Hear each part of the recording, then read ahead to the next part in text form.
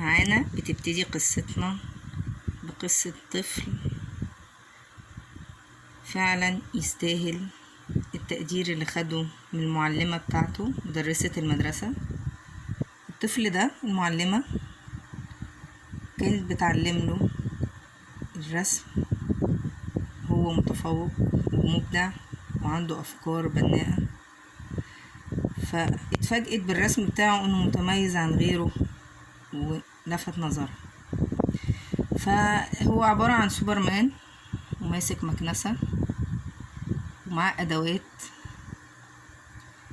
بتحاول تعلم لزمايله، فاتفاجئت بكلامه.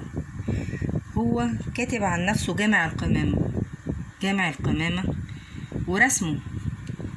يعني ايه جامع القمامة؟ يقصد بها ايه؟ راحت تتفقده وتدور عليه في الفصل، سألت عليه صحابه، راحوا واحد من زمايله قال لها هو راح يشوف شغله، راح يشتغل في مكان تاني، ساب الدراسة النهاردة. راحت قالت له راح فين؟ راحت زميلته ضرباه على راسه، قالت لها ليه بتقوله؟ علشان ما تحرجهوش. اتاري الولد هو ماشي دلوقتي، الولد في الشارع لقى ورقة بسكويت رماها في الباسكت وبيجري بأقصى قوته، وهو لابس شنطة المدرسة ويونيفورم المدرسة وبيجري عشان يلحق والدته. القصة ايه بقى؟ هنا المعلمة بتسأل زمايله يعني ايه جامع القمامة وايه الشغل اللي هو راح له دلوقتي. فزمايلها زمايل الولد بيحكوا للمعلمة في الفصل، وفي نفس المشهد الولد بيجري راح لحق أمه، وفعلا راح وسلم عليها.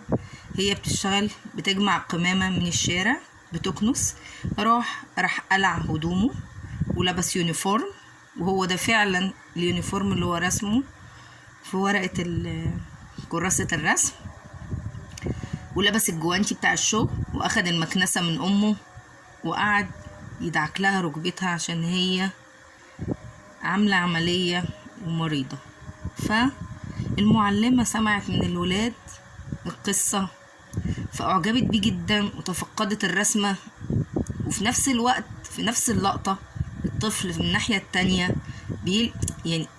هي بتقرأ اللي كاتبه في الرسمة، وفي نفس الوقت الجزء التاني من الرسمة الولد بيمسك المكنسة أكنها سلاحه اللي بيدافع بيه عن أمه وأخته، وبيكنس ولبس اليونيفورم بتاع الشغل، وابتدى فعلا يشوف شغله وهي العربيات بتمشي حواليه، والمعلمة مبهورة بيه وبرسمته بالكتابة اللي كاتبها، بانه ازاي بيوصف وبيشرح تفاصيل شغله، بانه ازاي بيساعد والدته. وهنا هو بيبص لوالدته بيضحك لها، والمعلمة بتبص للرسم وبتضحك.